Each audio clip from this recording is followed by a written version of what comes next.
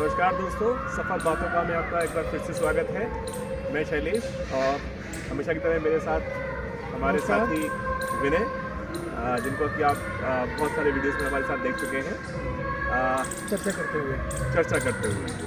तो सफल बातों के इस एपिसोड में हम फिर से एक बार एक नया विषय लेके आए हैं। जैसा कि आज आप सबको पता है कि प्रयागराज में महाकुंभ का आयोजन शुरू हो चुका है 13 जनवरी से। और इस बार ये वैसे तो महाकुंभ हर 12 साल बाद लगता है, बट इस बार जिस तरह का ये महाकुंभ है वो 144 वर्षों बाद लग रहा है, जिसकी बहुत महत्ता है। तो वहाँ पे काफ़ी दूर दूर से लोग आ रहे हैं और ऐसा अनुमान लगाया जा रहा है कि करीब 50 लोग आएंगे। तो जो कि जो ट्रेंड दिख रहा है वो लगता है कि वो शायद नंबर क्रॉस हो जाएगा। तो विनय, महाकुंभ में एक बाकी सब लोग जाते हैं, बट ये विशेष रूप से माना जाता है कि ये अखाड़ों और नागा साधुओं के लिए विशेष मेला है, आयोजन। तो उसमें क्या है कि लोग दूर दूर से आते हैं। नागा साधु जो कहते हैं कि जो कहीं गुफाओं पंदराओं में तपस्या कर रहे होते हैं, वो 12 साल के बाद अपने आप से समय का अनुमान लगाते हुए महाकुंभ में आते हैं और आके संगम पे स्नान करते हैं।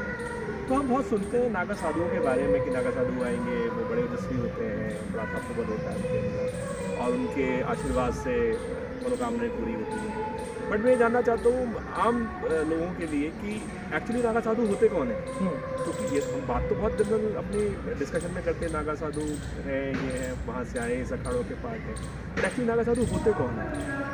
नमस्कार सर, और आपके सभी दर्शकों को मेरा नमस्कार। नागा साधु के बारे में आज हम बात कर रहे हैं। तो सबसे पहले ये जानना ज़रूरी है कि जैसे आपने क्वेश्चन भी किया कि ये नागा साधु होते कौन हैं। तो अभी हमारे पूरे वर्ल्ड में जो आप ये सिस्टम देख रहे हैं कि देश अपनी अपनी आर्मी रखते हैं अपनी सुरक्षा के लिए। जैसे इंडियन आर्मी है, पाक आर्मी है, चाइनीज़ आर्मी है, यूएस की है, हर कंट्री की अपनी आर्मी है जो कैपेबल है। तो वैसे ही जो नागा साधु है, ये हमारे जो धर्म है, सनातन धर्म, उसके रक्षक हैं। तो दूसरी भाषा में ये बोल सकते हैं कि नागा साधु जो है वो हमारे जो धर्म है, सनातन धर्म, उसकी आर्मी है, उसकी रक्षा करने में। अब इसकी जरूरत क्यों पड़ी? हाँ, क्योंकि मतलब सेना की आवश्यकता क्यों पड़ी? मैं माना कि सेना है वो धर्म की रक्षा के लिए, तो उसकी आवश्यकता क्यों पड़ी और कैसे शुरुआत हुई, कुछ इसके बारे में अगर बता पाए। सर, इसमें क्या है कि जब अलग अलग आक्रांताओं के द्वारा भारत की प्रभुता को देखते हुए, भारत की संपन्नता को देखते हुए अलग अलग आक्रांताओं ने भारत पर आक्रमण करना शुरू कर दिया। और नहीं सिर्फ हमारे धन दौलत, हमारे जो भारतवर्ष में धन दौलत है, सिर्फ उसी को नहीं लूटा पाटा, बल्कि हमारे धर्म पे भी वो आक्रमण करने लगे। तो हमारे जो सनातनी लोग थे, सनातन धर्म था, वो कहीं ना कहीं इससे एक आहत सा दिखाई दिया। शंकराचार्य जी ने, आदि शंकराचार्य ने 8वीं शताब्दी में इस नागा साधु की नींव रखी, मतलब इस बोलेंगे प्रथा को प्रारंभ किया। वो इसीलिए किया ताकि मैं अपने इस धर्म से कुछ ऐसे लड़ाकों को निकालूं जो कि हमारे संस्कृति और हमारे धर्म की रक्षा कर सकें। यही है नागा साधु। तो उनकी उत्पत्ति वहीं से मानी जाती है। अच्छा। क्योंकि आदि शंकराचार्य के बारे में अगर आप लोग जानते होंगे या आप जानते हैं, तो उन्होंने हिंदू धर्म को जो तितर बितर हो चुका था, सनातन धर्म जो कि तितर बितर हो चुका था, उसको एक रूपता देने की कोशिश की। और उसी टाइम से हम ये जो महाकुंभ का जो आकार देख रहे हैं, एक शेप देख रहे हैं मेले के रूप में, वो आदि शंकराचार्य की ही देन। अच्छा।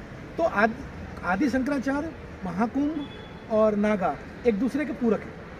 अच्छा, तो ऐसा क्या विशेष है कि नागा साधु महाकुंभ में स्नान करने के लिए आते हैं? कोई विशेष महत्ता है? देखिए, जनरली आर्मी के बारे में जैसा आप जानते होंगे, तो आर्मी क्या होती है, अपने अपने जो कैंप बने होते हैं उस कैंट एरिया में रहती है। अगर दुर्भाग्यवश किसी देश से कोई लड़ाई होती है तो आर्मी को फिर युद्ध क्षेत्र में भेजा जाता है। सिमिलरली आप कोरिलेट कर सकते हैं हमारे नागा साधुओं को कि ये जनरली हरिद्वार के आसपास या हरिद्वार जैसे जो भी हमारे आश्रम्स हैं इस देश में, वहाँ पे ये लोग 12 साल तक रहते हैं, या अर्धकुंभ मतलब 6 साल मान लीजिए, 6 साल तक अपना वो स्लीपिंग मोड में रहते हैं। लेकिन अभी इनकी जो दैवी शक्ति है इनको प्राप्त है, उस आंकड़ों के आधार पे इनको पता रहता है कि कब कुंभ लगने वाला और कब अर्धकुंभ लगने वाला है। उसके अकॉर्डिंग फिर ये लोग क्या बोलेंगे, चार्जअप होते हैं और फिर ये पार्टिसिपेट करते हैं उसमें आके। तो जो आपने क्वेश्चन पूछा है कि इनको देवी शक्ति है, और क्योंकि इनकी जो ट्रेनिंग है वो उस ट्रेनिंग इस माध्यम से की जाती है। ये जो आसन करते हैं ये लोग, ये जो योग करते हैं, उस योग में इनके पास ये शक्ति होती है कि किसी भी ठंड से, किसी भी मौसम से ये, क्योंकि ये लोग नग्न होते हैं, आपको जैसे पता होगा, ये अपने आप को बचा सकते हैं। हाँ, तो ये तो मैंने सुना है कि हिमालय में, कंदराओं में माइनस जितने भी हमारे डिग्री देश टेम्परेचर में में जो इस तरह के क्षेत्र हैं जो कि आम पब्लिक से, आम जनता से अछूते हैं, वहीं पे इनका वास होता है।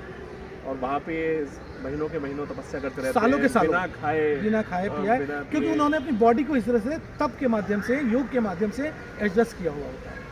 ये कठोर ट्रेनिंग है, जैसे आर्मी की ट्रेनिंग होती है, जैसे आर्मी सियाचिन में पोस्टेड है या कहीं पोस्टेड है, अब कि माइनस डिग्री टेम्परेचर में कैसे रहना है। Similarly they have their internal training so that they can adopt their self in their life. But इनकी ट्रेनिंग ज़्यादा टफ है मेरे हिसाब से, क्योंकि ये तो जैसे निर्वस्त्र हैं, बिना खाए पिए बैठे हुए, तो इनकी ट्रेनिंग तो शायद ज़्यादा टफ है। यस, अगर हम बिल्कुल सच हम बात करें तो मैंने एक चीज़ बताओ कि हम सुनते हैं कि नागा साधु बनने के लिए कोई एज का क्राइटेरिया भी होता है, या कोई भी नागा साधु बन 12 साल की अवस्था के बाद कोई भी नागा साधु बन सकता है। लेकिन आप जब नागा साधु उस अखाड़ों को ज्वाइन कर, बहुत सारे अखाड़े बने हुए हैं अभी तक हमारे भारत में 13 अखाड़े हैं, जिसमें से 12 अखाड़ा का तो सिर्फ निर्माण, जैसे कि 4 जो पीठ है उनका जो आदि शंकराचार्य ने स्थापना की थी, ऐसे अखाड़ों की स्थापना की गई थी। उसके बारे में हम लोग अगली वीडियो में चर्चा करेंगे। ऐसे ही इन अखाड़ों के माध्यम से इनकी बोलेंगे तो भर्ती होती है, या लोग ज्वाइन करते हैं नागा साधु बनने के लिए 12 साल की एज में, और 6 साल की इनकी तपस्या होती है। 6 साल तक इनको ट्रेनिंग दी जाती है, और उस ट्रेनिंग के फुलफिल करने के दौरान, के पश्चात आप नागा साधु बन सकते हैं। आपको नागा साधु जो आपके वहाँ पे पहले से आचार्य हैं या जो प्रमुख लोग हैं, वो आपको उसमें शामिल कर सकते हैं। इस दौरान 12 साल तक ये भी माना जाता है कि आपने ब्रह्मचर्य का पालन कम से कम किया है। उसका सबसे जो स्टार्टिंग क्राइटेरिया, एलिजिबिलिटी क्राइटेरिया है, वो है नागा साधु बनने के लिए। इसके अलावा नागा साधु जो हैं वो, जैसे मैंने आपको बताया अभी, कि काफ़ी कठिन तप करते हैं, योग करते हैं, और वस्त्र के नाम पे इनिशियली जब वो लोग, अभी उनको नागा की दीक्षा नहीं दी गई होती है, तब तक एक लंगोट धारण करते हैं। जब इनकी दीक्षा पूरी हो जाती है 12 साल, उसके बाद ये लोग फिर निर्वस्त्र हो जाते हैं, दिगंबर हो जाते हैं। दिगंबर का मतलब होता है कि आपके शरीर पे कोई भी कपड़ा नहीं होगा, और कपड़े के नाम पे और वस्त्र के नाम पे ये सिर्फ इंसान की या ऐसी कोई जगह हो जिसके राख लगाते हैं, विभूति लगाते हैं। और इनकी पहचान है कि जब कोई साधु नागा साधु बन जाते हैं, तो उस नागा साधु में पहचान है इनकी कि हाथ में तलवार, त्रिशूल और शंख, और तलवार, त्रिशूल, शंख, ये इनका ये लेके चलते हैं। रुद्राक्ष पहनते हैं, रुद्राक्ष भी पहनते हैं। हाँ, मैंने पढ़ा है कि जब ये नागा साधु अखाड़ा में भर्ती होते हैं, तो इनके बैकग्राउंड भी चेक किया जाता है। यस, मैं परिवार के बारे में जानकारी कोट करना भूल गया कि उनके परिवार के बारे में, उनके बैकग्राउंड के बारे में चेक किया जाता है, और पूरा एक प्रोसेस है। ऐसा नहीं है कि आप गए, मैं गया और मैं नागा साधु बन गया, ऐसा नहीं है। उसकी भी जैसे बताएं ना कि अगर आज के यस, ऐसा है, तो उनके एंट्री लेने के लिए, क्योंकि वो धर्म के रक्षक हैं, और कोई भी आदमी अगर आपके धर्म की रक्षा करने के लिए अपना वचनबद्ध हो रहा है, वचन ले रहा है, शपथ ले रहा है, तो जाहिर सी बात है कि उसका कुछ एलिजिबिलिटी क्राइटेरिया भी होगा। कोई भी आदमी जाके धर्म की रक्षा का बीड़ा नहीं उठा सकता है कि मैं आपकी धर्म की रक्षा करूँ। तो मैंने एक चीज़ बताओ, क्या महिला नागा साधु भी होती है? महिला नागा साधु होती हैं, बिल्कुल होती हैं, उनका भी सेम प्रोसेस है। फ़र्क ये है कि जो पुरुष नागा साधु होते हैं वो दिगंबर होते हैं, लेकिन महिला नागा साधु जो होती हैं वो जो होती हैं उनके शरीर पे बिना सिला हुआ एक सैफरन कलर, जिसको गेरुआ कलर बोलते हैं, वो कपड़ा होता है। अच्छा, ये दोनों में ये फ़र्क है। बाकी दोनों की ट्रेनिंग में कोई फ़र्क नहीं है। और ये ट्रेनिंग के बाद जब ये नागा साध्वी बन जाती हैं, तो इनको अलग कैंप होता है इनका, उसमें रहती हैं। लेकिन ये लोग भी सारा वही ब्रह्मचर्य की पूजा करती है 6 साल तक। जैसे नागा साधुओं की एलिजिबिलिटी क्राइटेरिया नागा साधु बनने के लिए, ऐसी साध्वी बनने के लिए भी सेम होती है। बट मैंने ऐसा सुना है कि इनकी एज शायद 13 साल या 12 साल में है, इनको शायद लेटर एज में एंट्री मिलती है। हाँ, ये साध्वी बनना चाहती है, उसके बाद है, 18 साल के बाद इनकी है। उसके अलावा एक इनके बारे में एक रोचक ये भी है कि जो इनका अखाड़ा होता है ना, उस अखाड़े में जो बाकी के जो साध्वी होती हैं, चाहे मतलब वो भले ही नागा ना बनी हो, तो इनको माई कह के पुकारा जाता है। अच्छा, हाँ, ठीक है, डिफरेंशिएट होती है माई के नाम माई के नाम से। जो माई है वो नागा साध्वी है, अच्छा जो माई नहीं है वो नागा साध्वी। अच्छा ठीक है वो। और ये सुबह शिव जी की पूजा करती है और जो शाम को ये भगवान गायत्री की पूजा करती है। अच्छा एक चीज़ और बताओ विनय, हम सुनते हैं नागा साधु के बारे में और एक कैटेगरी है अघोरी की, बिल्कुल है सर। तो क्या दोनों सेम है या दोनों में कोई डिफरेंस है? देखिए नागा साधु और उनका अघोरी दिखने में शायद सिमिलर देखने में सिमिलर होंगे, वो भी विभूति लगाए रहते हैं अपने वही शरीर बोल रहा हूँ, तो इनका पे जो- और उसी वेशभूषा में रहते हैं। लेकिन दोनों में फ़र्क ये है कि अघोरी आपको किसी भी श्मशान घाट या इस तरह के जो महाकुंभ वगैरह का जो आयोजन है वहाँ पे आपको ईजिली दिख सकते हैं, चाहे वो कुंभ के दौरान हो या बिना कुंभ के दौरान हो। नागा साधु सिर्फ इन्हीं आयोजनों के दौरान दिखते हैं। फ़र्क ये है नागा साधु और अघोरी में ये फ़र्क है कि नागा साधु जो होते हैं वो धर्म की रक्षा के लिए ही बनाए गए हैं, अघोरी जो है इनसे अलग हैं। वो हमारे धर्म की रक्षा तो खैर जितने भी साधु महात्मा हमारे सभी धर्म की करते रक्षा हैं। कर ही रहे हैं, लेकिन इनका मेन काम धर्म की रक्षा नहीं है।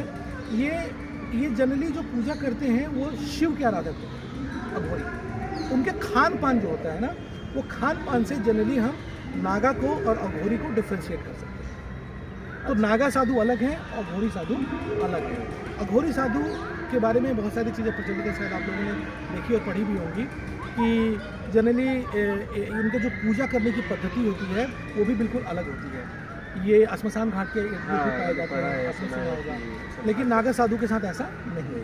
नागा साधु तो गुफाओं के अंदर गुफाओं के अंदर रहते और हैं, अघोरी जनरली शमशान में श्मशान घाट के आसपास या श्मशान घाट में अपनी आराधना पूजा करते हैं। सिद्धि वो काली की पूजा भी करते हैं। ठीक बात है। हाँ, हाँ, हाँ। तो बड़ा मैंने सुना है कि नागा साधु से अगर मिलने का मौका मिल जाए और उनके दर्शन प्राप्त हो, आशीर्वाद उनका प्राप्त हो मिल जाए। जनरली नागा साधु सर समाज से दूरी बना के रहते हैं, आम पब्लिक से दूरी रहते हैं। नागा साधुओं से आशीर्वाद लेने का सबसे जो बेस्ट मौका होता है वो आपका कुंभ ही है। कुंभ में जनरली आपको उनका आशीर्वाद प्राप्त हो सकता है, लेकिन नागा साधु से आशीर्वाद प्राप्त करना इतना आसान भी नहीं होता। वो पब्लिक से दूरी बना के रखते हैं, बहुत जल्दी गुस्से वाले होते हैं।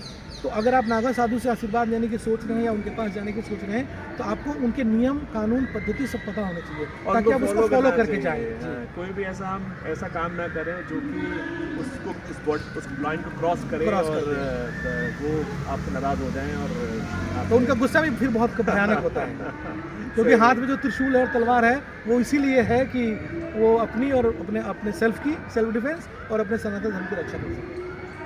बहुत बहुत धन्यवाद विनय, तुमने नागा साधुओं के बारे में जानकारी दी हम सबके लिए।